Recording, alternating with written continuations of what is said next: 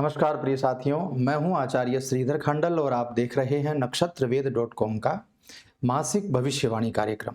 इस मासिक भविष्यवाणी कार्यक्रम में मैं आज आपके सामने बात करने जा रहा हूं वृषभ राशि के जातकों के लिए दिसंबर का महीना कैसा रहेगा। यह कार्यक्रम गोचर पर आधारित है। इस कार्यक्रम को आप अपनी जन्म कुंडली का परामर्श बिल्कुल भी मत समझिएगा।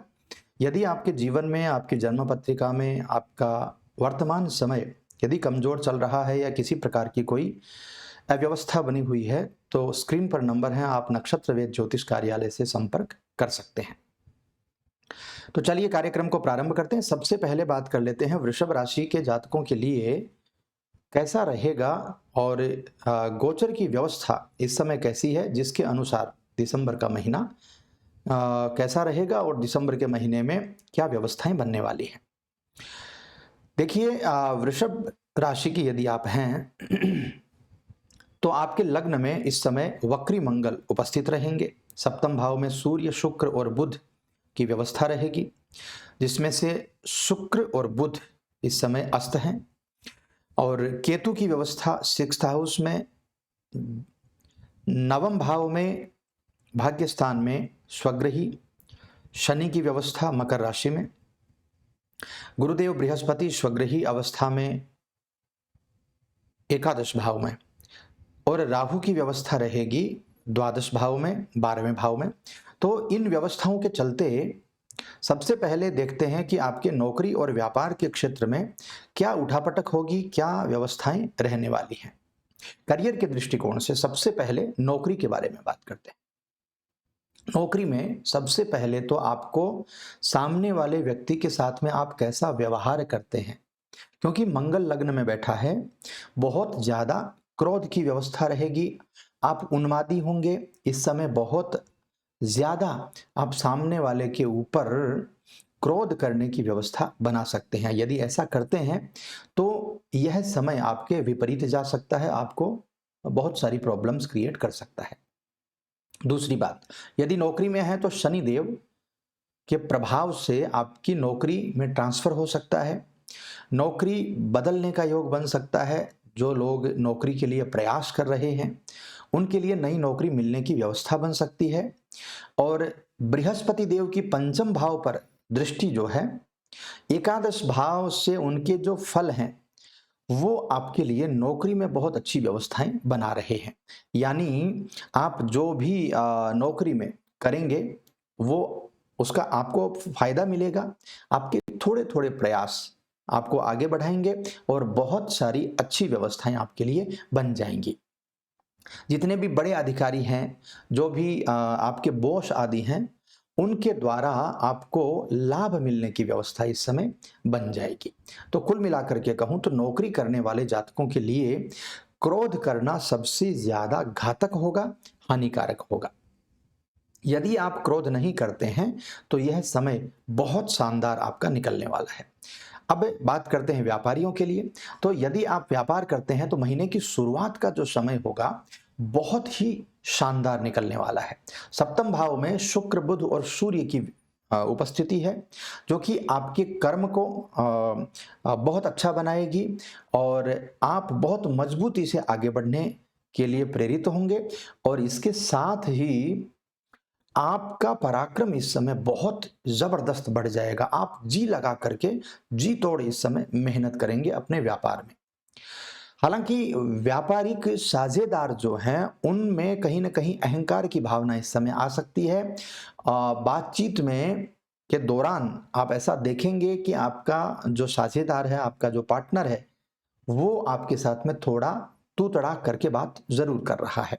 तो ऐसे में कुछ व्यवस्थाएं खराब होने की संभावना भी दिखाई दे रही है। यानी आपका पार्टनर इस समय आपको धोखा दे सकता है, कुछ परेशानियां क्रिएट कर सकता है।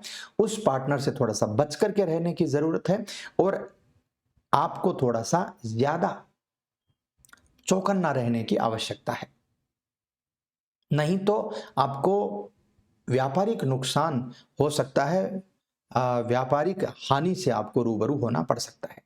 दूसरी बात, यदि आपके सामने कोई थोड़ा भी तू तड़ाक करके बात करेगा तो आपके इस समय मंगल लग्न में है, अत्यधिक क्रोध की व्यवस्थाएं बन जाएंगी और उन व्यवस्थाओं के चलते आपके व्यापार को हानि होने की संभावना बन सकती है। तो इस तरह की यदि व्यवस्थाएं बनती हैं तो जरूर से ध्यान रखिएगा। अब बात करते हैं आर्थिक दृष्टिकोण से समय कैसा है। देखिए ये पूरा महीना जो है फिनांस के हिसाब से देखा जाए तो थोड़ा उतार चढ़ाव भरा रह सकता है। क्यों रह सकता है? क्योंकि कुंडली के 12वें भाव में राहु महाराज विराजमान रहेंगे। बेतहाशा खर्चों में बढ़ोतरी इस समय करने वाले हैं। दूसरी बात, शुक्र और बुध जो है वो अष्टम भाव में चले जाएंगे। अष्टम भाव में जाने से अचानक खर्चों में और ज्यादा बढ़ोतरी हो जाएगी। इसके बाद आर्थिक जो व्यवस्था है आपकी वो थोड़ी सी समस्या में आ सकती है, थोड़ी सी परेशानियां खड़ी हो सकती हैं, थोड़ी चुनौती आपके सामने आ सकती है। तो यदि कोई बड़ा इन्वेस्टमेंट है, बड़ा निवेश करना चाहते हैं, संभल करके रहिए। शेयर बाजार, सट्टे बाजार से रिलेटेड काम करते हैं तो संभल करके रहिए और किसी को बड़ा पैसा देने से बचिए, बहुत अच्छा होगा आपके लिए।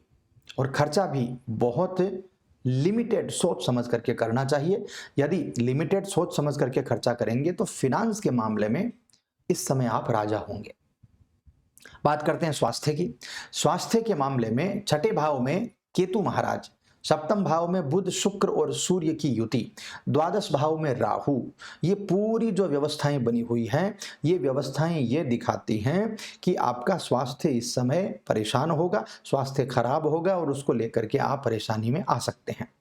हालांकि 3 दिसंबर को बुध और 5 दिसंबर को शुक्र अष्टम भाव में प्रवेश कर जाएंगे।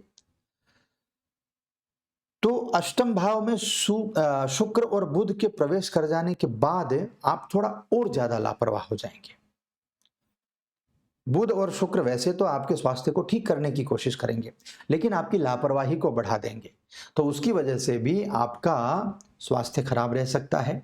और ऑल ओवर जो मैंने बताया आपको कि 7वें भाव में बुध शुक्र और सूर्य की युति बन रही है, 12वें भाव में राहु विराजमान है और इधर छठे भाव में केतु विराजमान है। सब व्यवस्थाओं को देखें तो डॉक्टर के पास बहुत बड़ा कोई पैसा लग सकता है आपका, ये व्यवस्थाएं हो सकती हैं, ध्यान रखिएगा। और एक बात जो बहुत ज्यादा जरूरी है, तरल पदार्थों का जब भी सेवन करें तो थोड़ा सा ध्यान रख करके सेवन करें। तरल पदार्थ यानी पीने की चीजें, अब उसमें वो भी शराब आदि चीजें भी आती हैं। यदि आप शराब आदि का ज्यादा उपयोग करते हैं तो आप समझ जाइएगा, आपको लीवर से रिलेटेड प्रॉब्लम इस समय आ सकती है। अब बात करते हैं वैवाहिक जीवन की और प्रेम जीवन की। प्रेम जीवन के मामले में पंचम भाव के स्वामी बुध महाराज सप्तम भाव में विराजमान है, शुक्र के साथ में है, तो प्रेम विवाह की ओर यह समय आपके इशारा कर रहा है। दूसरी बात, एकादश भाव के जो बृहस्पति हैं उनकी दृष्टि पंचम भाव पर है, यानी कि बृहस्पति देव का पूर्ण आशीर्वाद आपको इस समय मिल रहा है। बहुत अच्छी व्यवस्थाएं हैं प्रेम जीवन के लिए, कुछ भी ज्यादा आपको सोचने की जरूरत नहीं है। और बात करें वैवाहिक जीवन की, तो वैवाहिक जीवन के मामले में महीने की शुरुआत बहुत अच्छी है। जीवन साथी के साथ में अच्छा सामंजस्य होगा, आपके रिश्ते में अच्छा प्रेम रहेगा और कहीं आप घूमने के लिए भी जा सकते हैं। आपके जीवन साथी के साथ में गहराई से आप प्रेम करेंगे, जीवन साथी के साथ कहीं घूमने फिरने का मौका मिलेगा। लेकिन जैसे ही शुक्र और बुध की व्यवस्था अष्टम भाव में जाएगी, शुक्र कमजोर हो जाएगा और ऐसे में शुक्र कमजोर होने से कहीं ना कहीं आप दोनों के बीच में एक सामंजस्य की कमी नजर आने लगेगी। तो यह पूरा महीना जो है कहीं ना कहीं सामंजस्य की कमी रहने वाली है वैवाहिक जीवन में, उसका जरूर से ख्याल करिएगा। और एक दूसरे के ऊपर शक करने की जो व्यवस्था है उसको बिल्कुल भी बंद कर दीजिएगा। अब बात करते हैं पारिवारिक जीवन की। पारिवारिक जीवन की बात करें तो दूसरे भाव के स्वामी बुध महाराज जो हैं वो सप्तम भाव में विराजमान है, वो अष्टम भाव में भी चले जाएंगे। तो अष्टम भाव में जाने से पारिवारिक कुछ अव्यवस्थाएं इस समय बन सकती हैं, खास करके धन को लेकर के कुछ परेशानियां खड़ी हो सकती हैं परिवार में, या परिवार के किसी बुजुर्ग व्यक्ति की सेहत खराब हो सकती है, उसकी वजह से बहुत बड़ा कोई पैसा आपका हॉस्पिटल्स में लग सकता है और उसके कारण आपके परिवार में कुछ परेशानियां बन सकती हैं। तो पारिवारिक रूप से भी समय थोड़ा सा कमजोर है, ध्यान रखिएगा। अब चलिए बात कर लेते हैं उपाय के बारे में। ऐसा क्या उपाय करें जिससे हमारा यह जो समय है, दिसंबर का जो महीना है, यह ठीक हो जाए। सबसे पहले तो हनुमान जी की उपासना बहुत ही ज्यादा करनी है आपको। उससे क्या फायदा मिलेगा? मंगल शांत रहेंगे, आपको क्रोध नहीं आएगा, और दूसरी बात, आपके भाग्य स्थान में जो शनि देव हैं वो अच्छे प्रभाव देने लगेंगे। तो हनुमान जी की आराधना, हनुमान चालीसा का पाठ, सुंदरकांड का पाठ, मंगलवार का व्रत कर सकते हैं, शनिवार को शनि मंदिर में जाकर के तेल का दान कर सकते हैं, और मंगलवार या शनिवार के दिन हनुमान जी को सिंदूर का चोला चढ़ा सकते हैं। बहुत अच्छी व्यवस्थाएं उससे हो जाएंगी, क्योंकि जब आपका भाग्य मजबूत होगा तो सब व्यवस्थाएं आपकी अच्छी हो जाएंगी। दूसरी बात, सप्तम भाव में सूर्य की व्यवस्था जो है वो थोड़ी सी खराब मानी जाती है। तो सूर्य की व्यवस्था को ठीक करने के लिए सूर्य देव को जल जरूर चढ़ा दीजिए। इससे क्या होगा, आपके व्यापार में, यदि आप पार्टनरशिप में व्यापार कर रहे हैं तो आपके पार्टनर के साथ में आपकी कुछ तू मैं नहीं होगी, और आपके पार्टनर के साथ में आपकी अच्छी व्यवस्थाएं बनी रहेंगी।